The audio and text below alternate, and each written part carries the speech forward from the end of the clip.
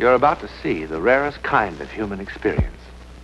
One man's enter into the world of the unknown. You may question, you may challenge what follows. Nevertheless, it is the personal record of someone who took that one step beyond.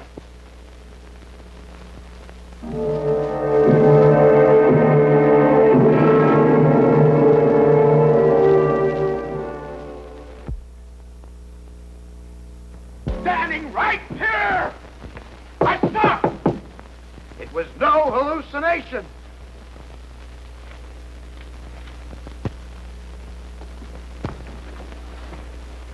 Hallucination. According to where? Noun, illusion, apparent perception of an external object, not actually present. That's what the dictionary says. But inside that room, that well-ordered definition just won't do. Sometimes, repeating over and over again what we think we have seen... You want to hear it again? You just tell me you want to hear it again. You want to hear it 1,000 times. I'll tell it to you 1,000 times. But when do we stop? When that which cannot be is removed from that which was.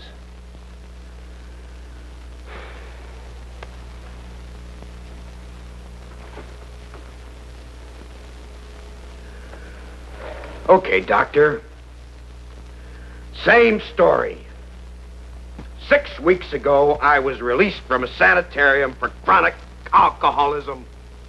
I went to Nevada to find my wife. She was getting a divorce.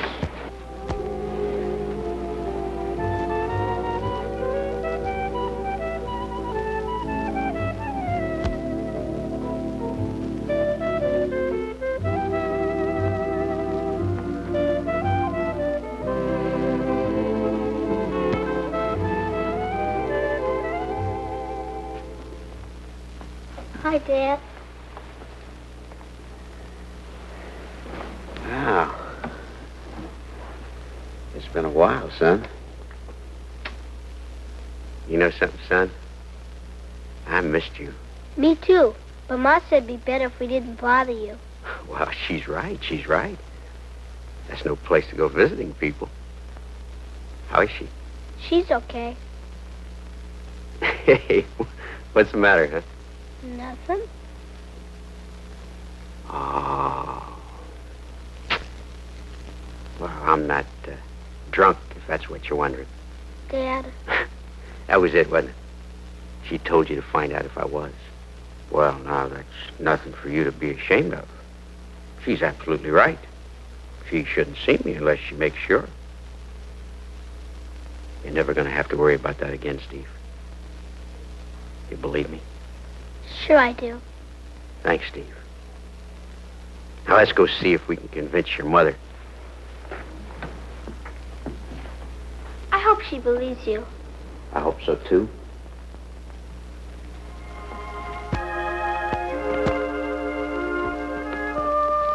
Hey.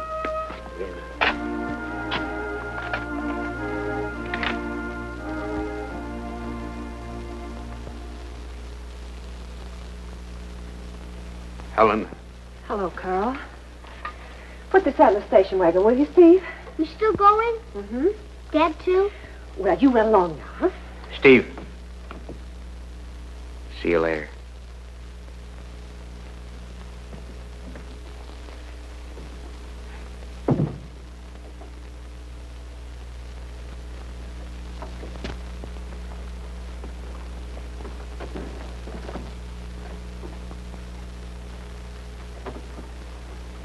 How'd you like the flowers? They're lovely. It's a much bigger bouquet than last time.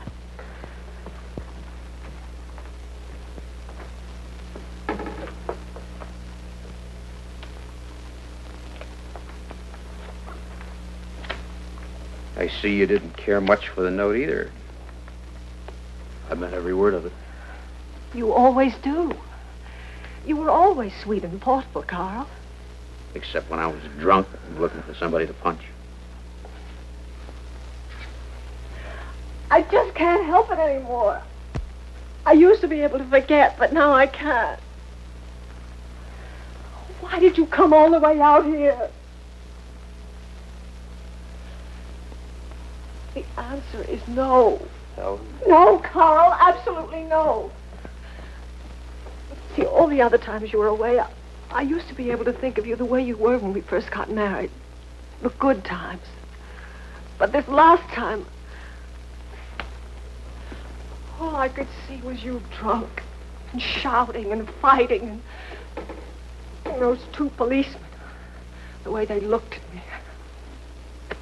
Carl, I've just forgiven and forgotten so many times that it's just all gone out of me. The forgiving and the forgetting. I can't, that's all, no. Helen, I don't want you to forget.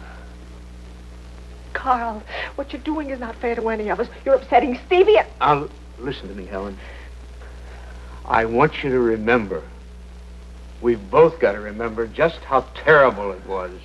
Because that's what's going to keep it from happening again. I can't go through this again, Carl. I just can't.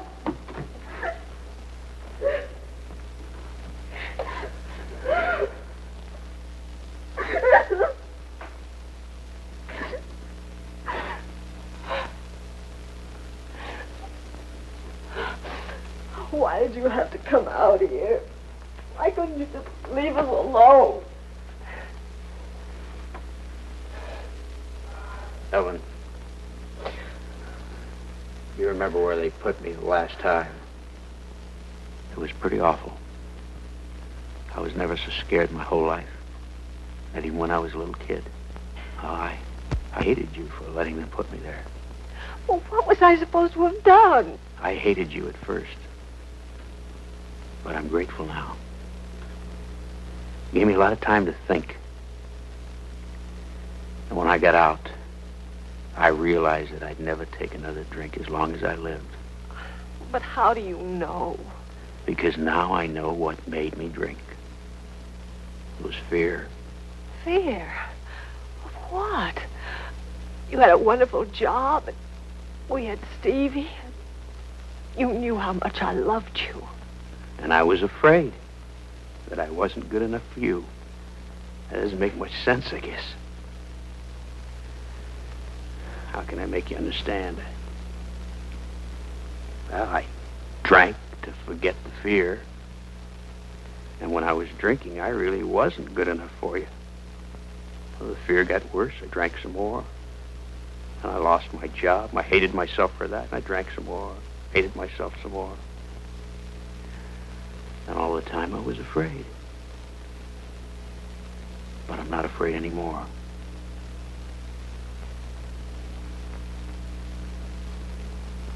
Take me back, Helen.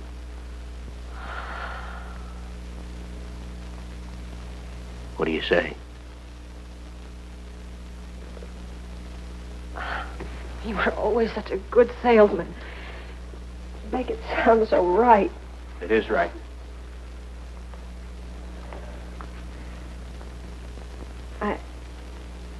I want to think about it. I'm not here. When I'm with you, whatever you say seems right. I'm glad I still have that effect on you.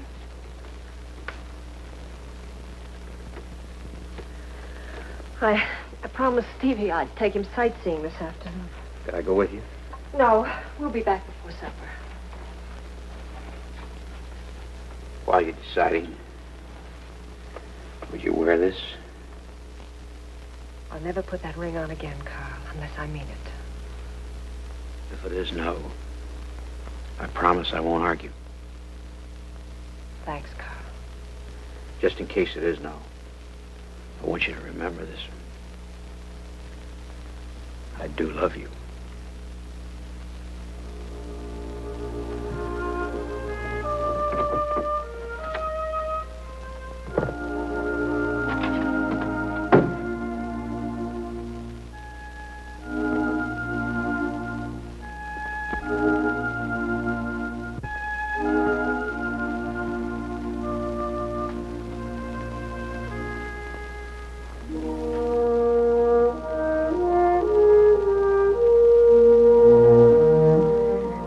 What's the matter, Steve? Nothing. You don't sound like nothing's the matter. It's not your fault, Mom, What is it? that I don't enjoy anything as much as I did when... No, I don't know. When what? When I was a little kid, I guess. Now, that's not what you meant, is it? You mean that nothing's as much fun without your father. Is that what you're trying to tell me? Maybe I feel the same way.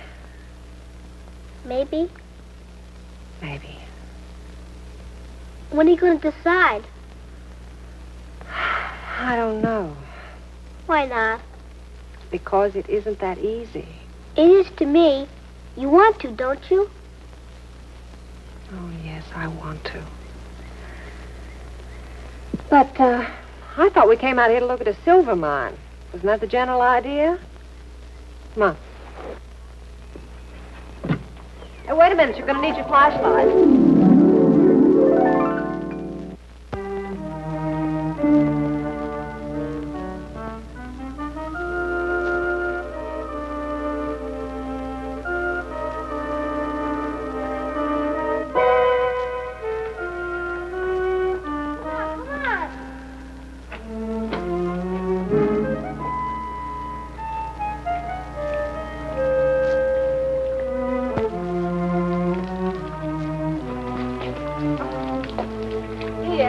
You better carry this, honey.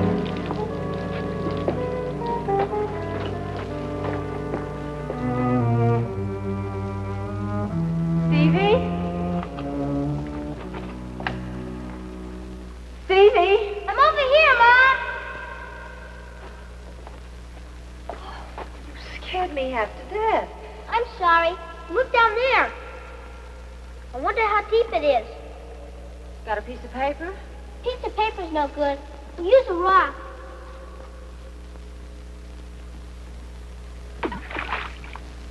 There's water down there. I guess that's why they abandoned the mine.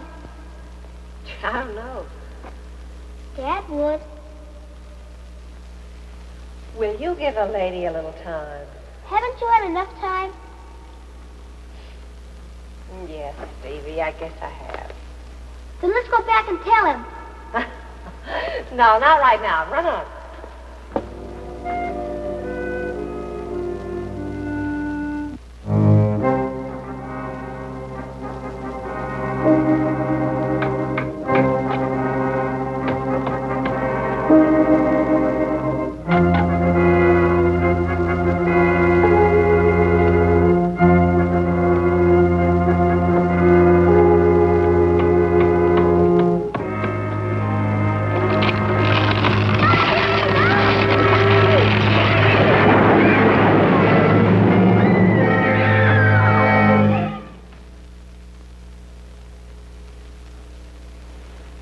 Helen? Helen! Oh, Helen. What happened? He's trapped. Oh, where's Stevie? He's trapped. Where? He's trapped. Where? He's trapped in the barn. Oh, hurry! Hurry!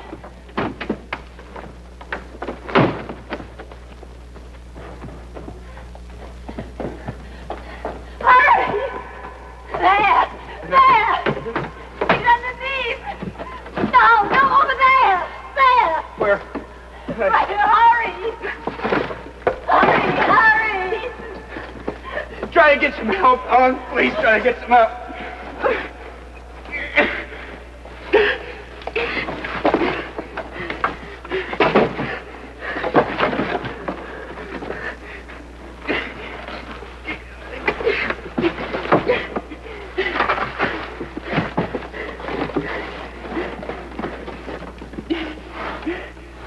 Stevie. Stevie, boy, you in there, boy? Stevie.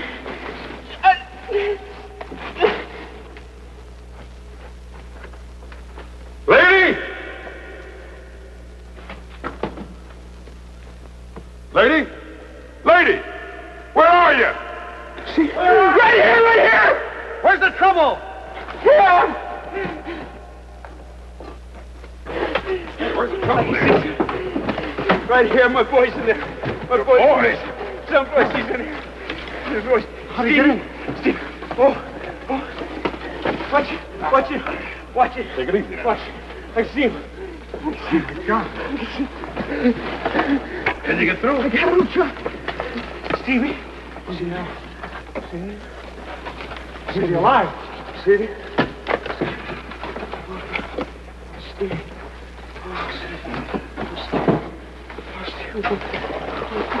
Watch. I'll get him up here. I'll take him.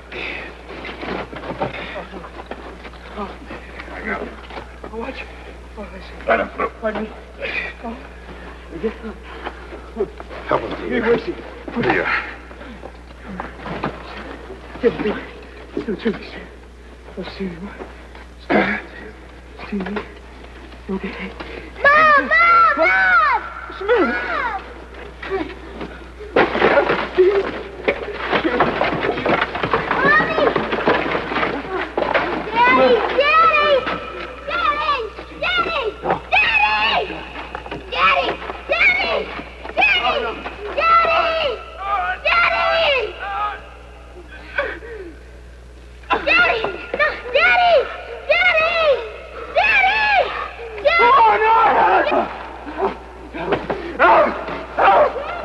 What's the matter? Mom! What's the matter? Let me go! Let me go! Mister! All right. Hey, mister! Hey! Hey! Hey, mister!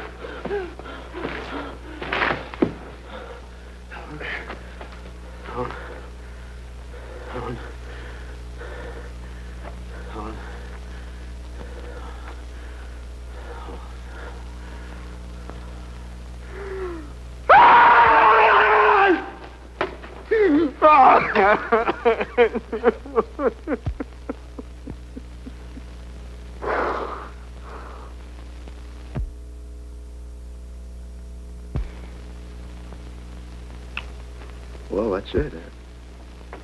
That's it. Not quite. Your wife died instantly when that mine collapsed, Mr. Archer.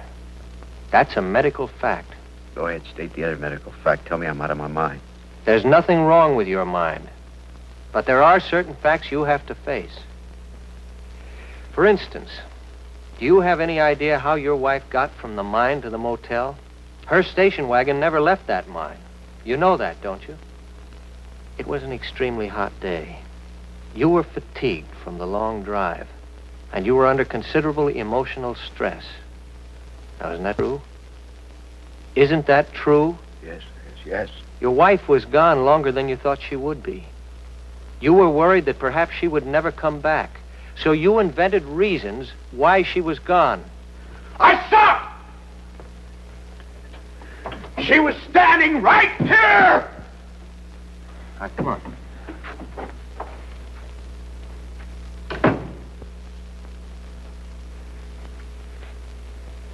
Sit down. You saw what you wished to see. You have to believe that. The mirage is quite real to the man who's dying of thirst, you know. I didn't wish for that mine to cave in. How could I have known about that? Well, out of the thousands of wild hunches that people get for one reason or another, some are bound to be accurate. Oh, he wouldn't believe me if I was... Mr. Archer, as a doctor, I also have certain facts to face. Among them, that I'm dealing with a man who has a record of chronic alcoholism. I knew you'd get around to that. Yes, if that will help you to understand. Now, you were recently released from an alcoholic sanitarium. I told you that. One of the most common symptoms of the seriously ill victim of alcoholism Is hallucinations. Well, be honest, Mr. Archer. In the past, haven't you had hallucinations? Yes, but this is different. Look, Archer, it would be the simplest thing in the world for me to let you hang on to this fantasy of yours. Some people might even say it was good medicine, and maybe it would be for a while.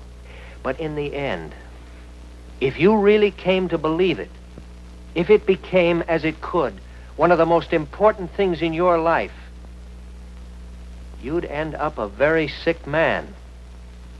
And later on, if you had to give it up, if your very sanity depended on it. Well, just believe me when I say it's a lot easier to give it up now. You've got a son, Mr. Archer. He's been waiting outside there for a couple of hours, waiting for his father. Because now that's all he's got to hold on to for all the years ahead when he needs somebody strong. And you're gonna fail him if you're a neurotic who has to hang on to a mirage for a crutch.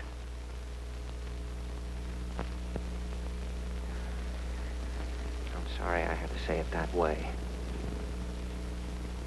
Oh, don't be.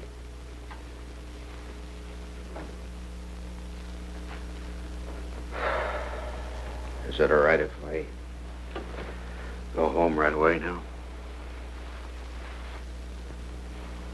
Yeah, of course. Look, it's not going to be easy for you. When you have a bad night, I want you to take one of these. I thought you didn't like crutches. They're all right if they wear off in a couple of hours.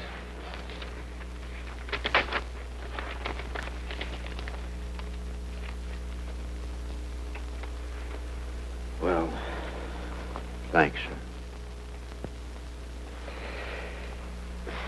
You know, I don't have all the answers, not by a long shot, but I hope I've helped a little. I guess so. How much do I owe you? Nothing. Oh, this is on the house. Come in. How you feeling? On my way to work, I thought I'd drop by and say howdy and see how you were getting along. Well, hello, how are you? Fine. I didn't get a chance to thank you last night. This is one of the men who helped pull Stevie out of the mine. I don't even know your name. Sam Harrison. Jim and I both are very glad we could be of help. I can't tell you how grateful I am. How the two of you ever happened to be there when I needed you at the mine, I'll never know. Mr. Archer, when we heard those screams, we couldn't get there fast enough. What screams? Well, Jim says now that it must have been the wind hitting the telephone wires. That's all it could have been. What did you think it was? Well, I guess I'll go along with Jim. What did you think it was? What did you really think it was? It wasn't the wind. It was a woman screaming for help. Well, guess I better be getting along now. Jim's waiting on the truck. That's a fine boy you've got, Mr. Archer. Good luck to you, and God bless the both of you. So long now.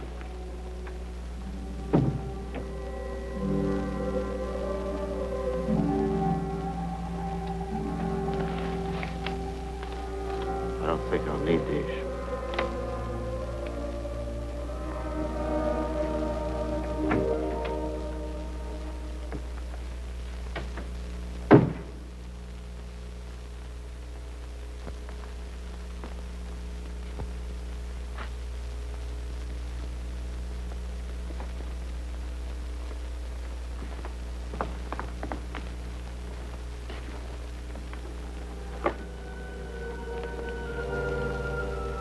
Wind in the wires? Illusion? Hallucination? Certainly you have your own very personal explanation. Or rejection. But is it possible that love knows no boundaries? Not even death? That sometimes a loving hand, beyond life itself, can reach out to shield the living? Is it possible?